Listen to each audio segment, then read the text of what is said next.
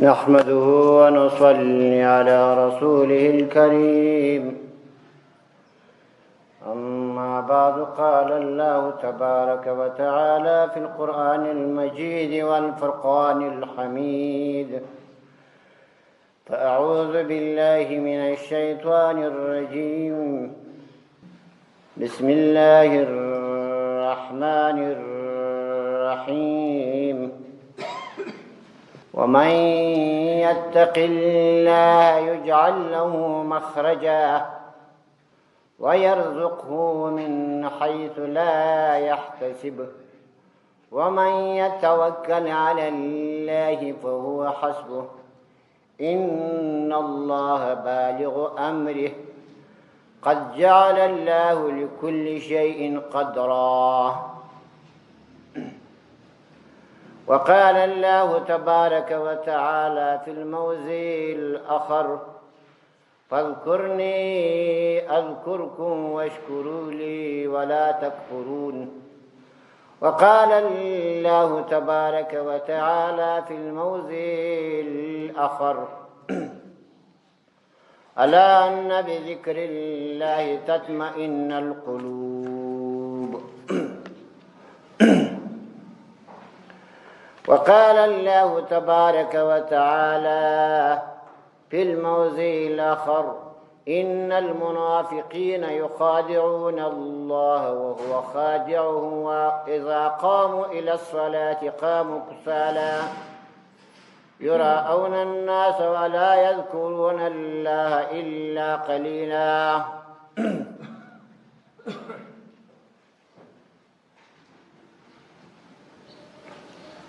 ما ګرانو محترم ورونو، د اسلام شریکانو، د قرآن شریکانو، کوم آیاتونه چې ما ستاسې مخکې تلاوت کړو،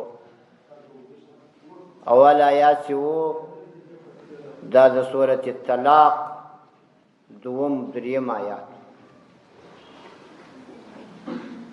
او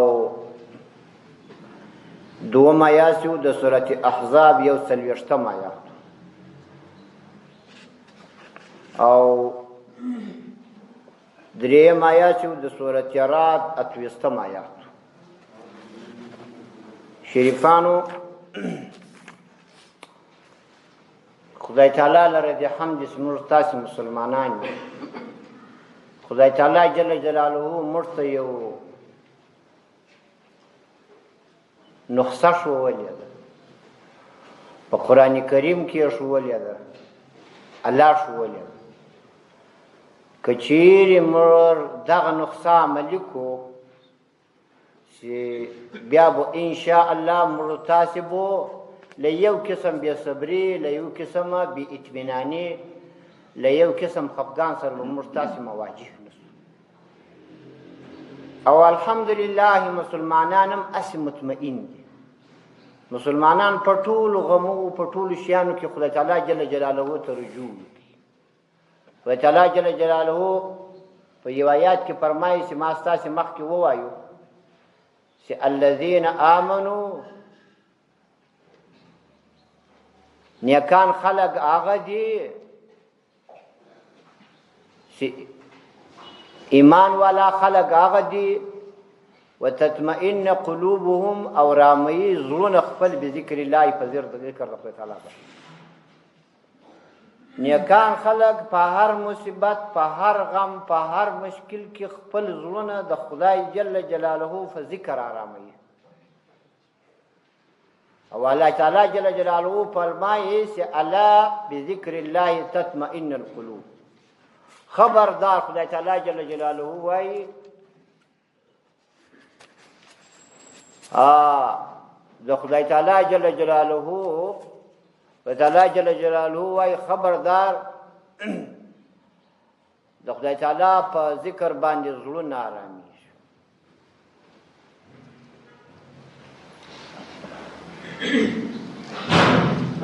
نن چې زموږ ستاسې زړونه ناارامه دي،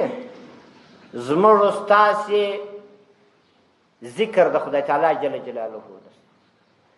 قسم درته کوم خلکو تاسې ومنئ که موږ د الله جل جلاله ذکر کوو د خدای تعالی یادوو موږ تاسې ته به له هېڅ شي څه خوف هم نه وي زموږ تاسې به زړونه مطمئن له هر شي چې موږ تاسې بیریږو که مصیبت ده که مرض ده که غم ده که انسان ده که پیری ده که شیطان ده که هره بلا ده چې موږ تاسې نه بیریږو دا زموږ تاسې د ذکر نسته د خدای تعالی جل جلاله یاداشت مو نسته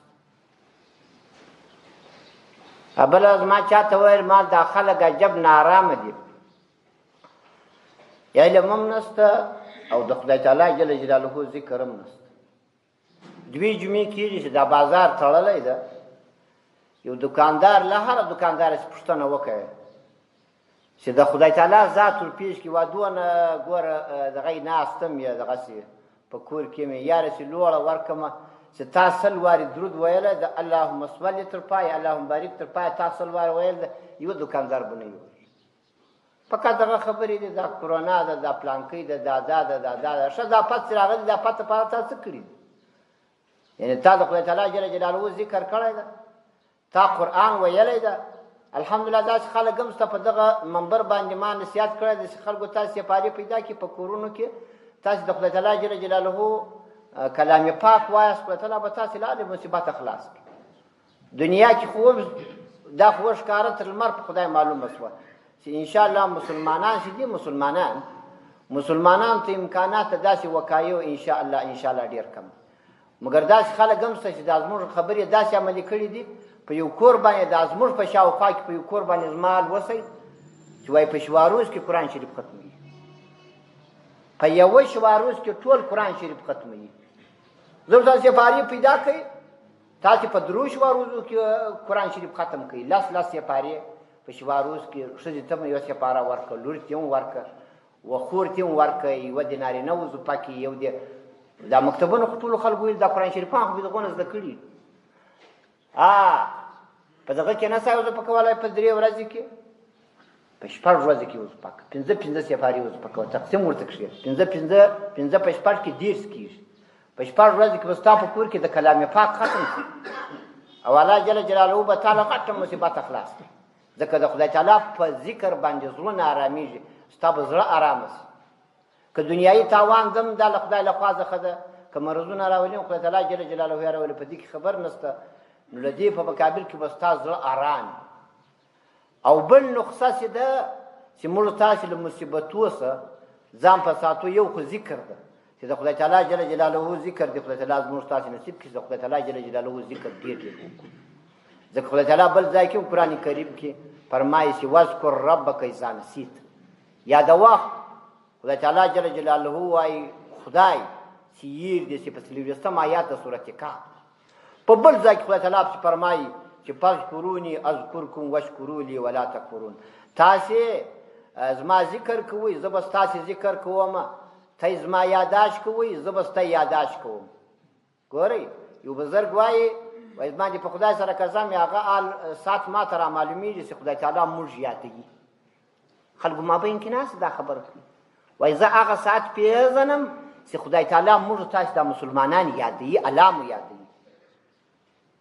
خلک چې ناستو هغه اریان ولاړو تا څنګه خبر دې وکوله تا هغه ساعت څنګه در معلومېږي چې خدای تعالی موږ یادوي ډول د خدای تعالی یاد ته وګورئ خدای تعالی څه وایي فاذکروني اذکرکم ما یادوي زه به ته یادوم موږ چې خدای یادوو خدای جل جلاله موږ یادوي هر وخت خدای موږ یادوو خدای تعالی جل جلاله موږ یادوي یو خدای د ذکر په دنیا کې معافیت سړي ته پیدا کوي سلامتی پیدا کوي سړی ساتي ایو عالم فرمائی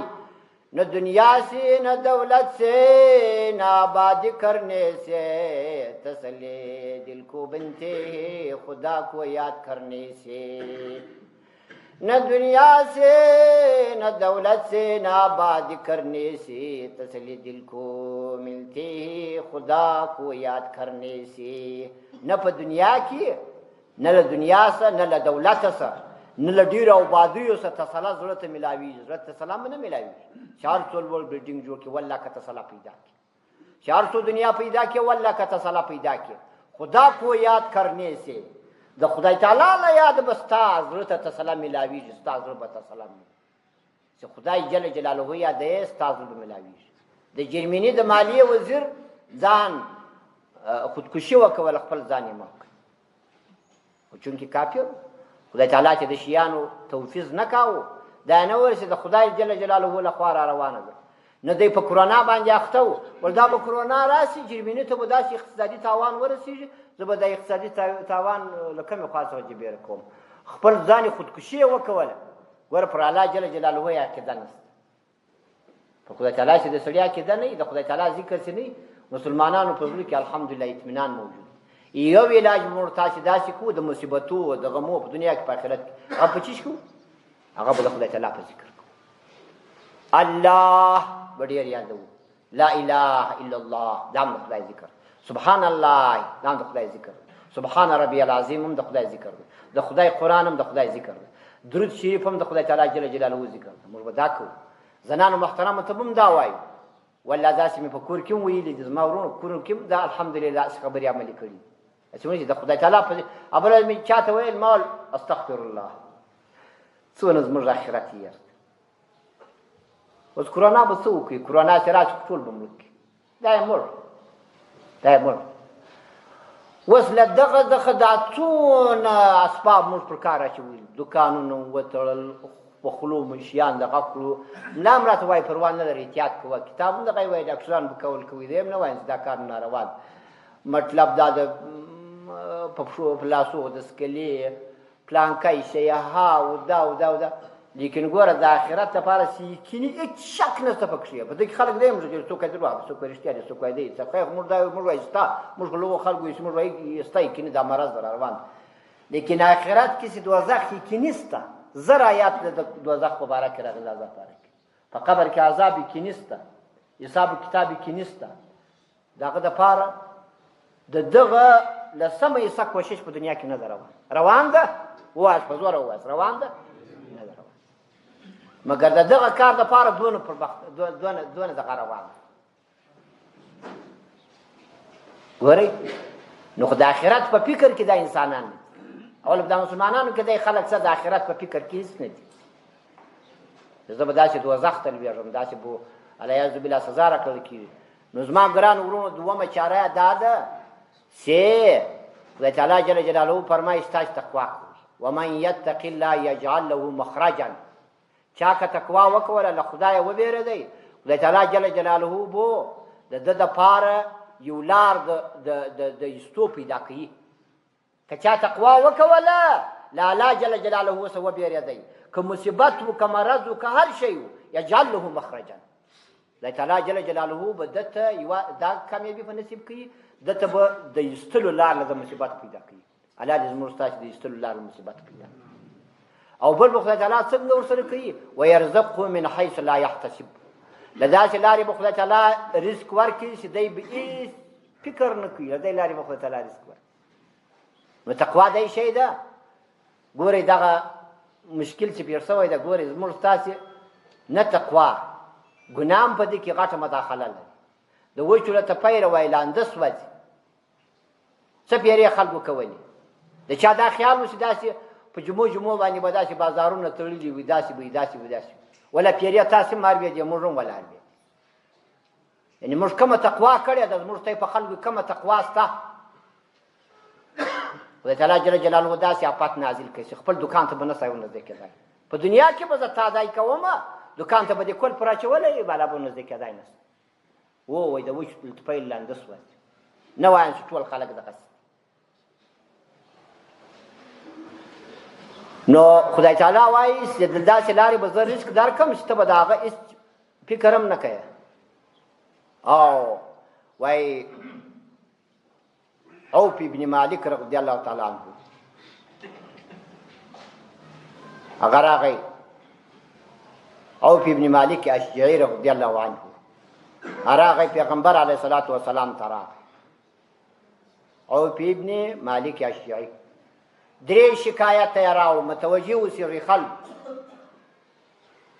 یو شکایت یې دا راوړ چې ډېر وږی یم، ډېر ټوک ټوک یم، په کور کې مې ډېر دربدري د شی نه لرم. بل یې دا ورته وویل پیغمبر علیه السلام داسې بچی مې د کفارو سره بندي ده کافرانو بندي کړی د الله دې زموږ بندیان د کافرانو له سره خلاص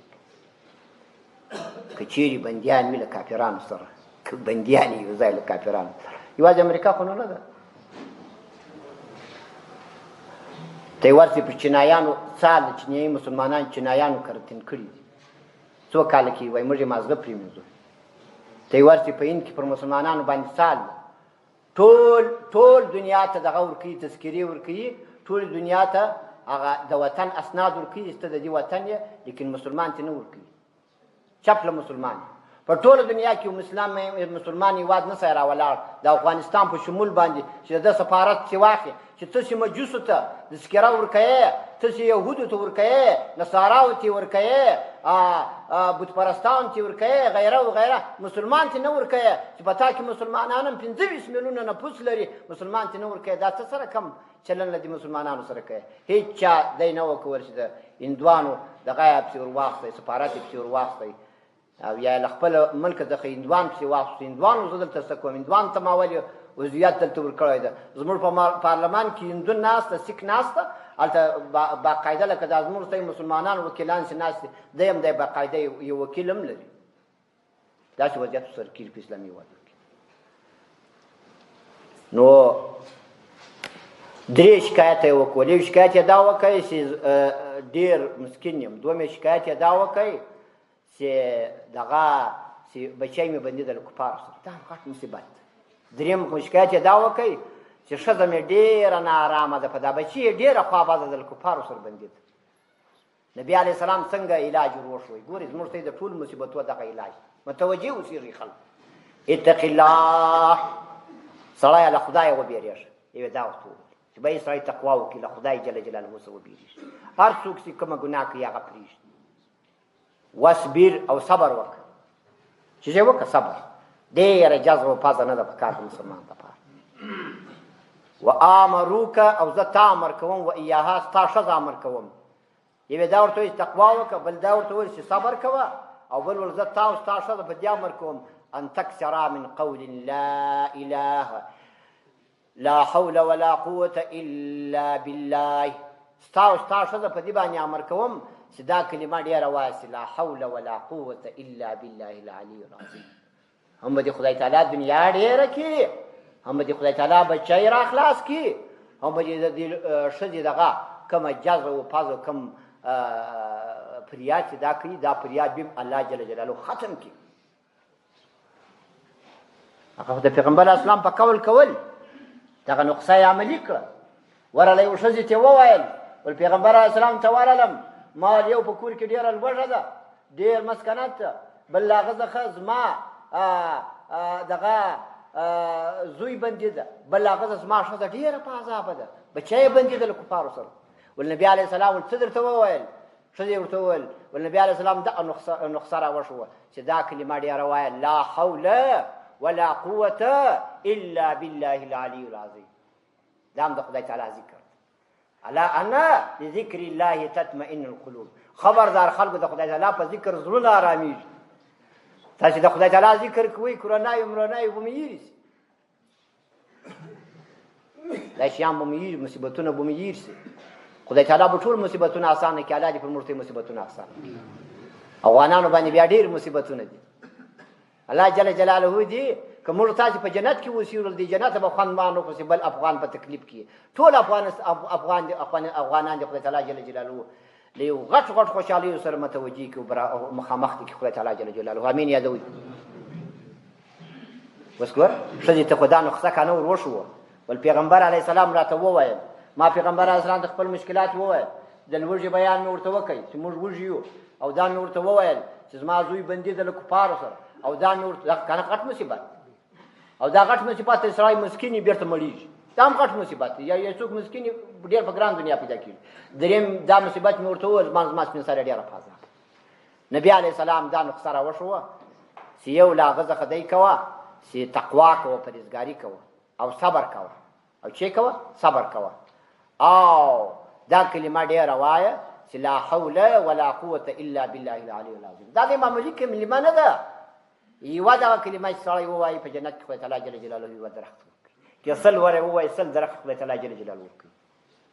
دا هم د خدای تعالی ذکر دا څه شی ده د خدای تعالی جل جلاله ذکر نو دغه کلمه ورته وښووله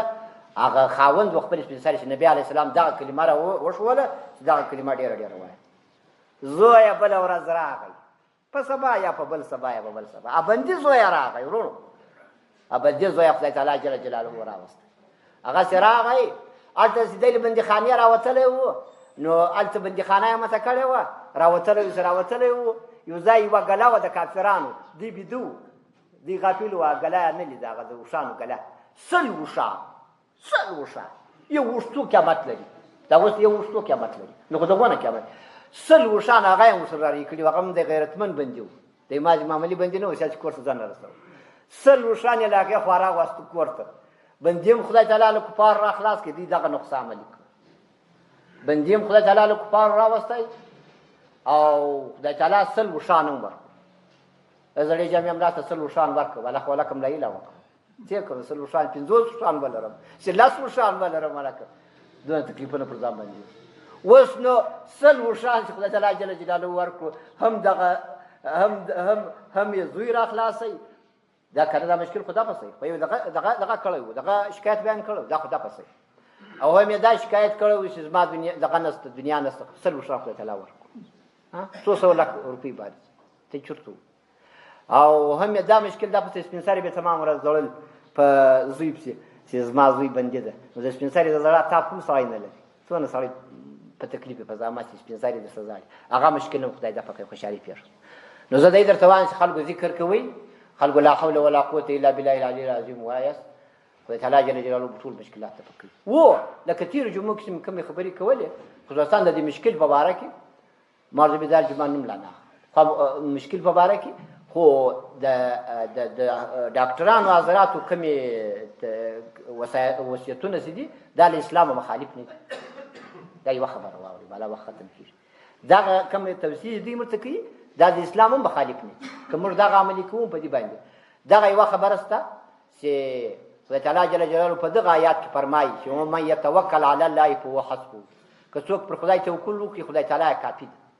لیکن هلته په تفسیر کې ورسره لیکي چې توکل له اسبابو سره ضد نه یعنې خدای تعالی دی نه درته وایي چې تا اسباب برابر کې بیا توکل وکړئ دوا وکړئ بیا توکل وکړئ چې دا تا توکل نه ده کړی دغه هم توکل دی خدای تعالی دی نه درته وایي چې ته یو احتیاط وکړې بیا توکل وکړې خدای تعالی دې په دې نه چې دا توکل نه ده هغه هم توکل ده اسباب ورسره ضد نه دي دغه خبرې چې کومې ما درته وکولې دا خبرې امام قرطبي په 18 ټوک په 180 صفحه امام طبري یو غټ مفسر ده 28 ټوک په 9 صفحه امام سهیلي رحمت الله خپل تفسیر کې او موسوعه فقهیه 10 ټوک له 18 تر 18 سي پورې دا بیانونه راخصي دي د تعالی جل جلاله دي په موږ تی باندې رحم وکړي خدای موږ د مصیبات وساتي وما علينا الا البلاغ المبين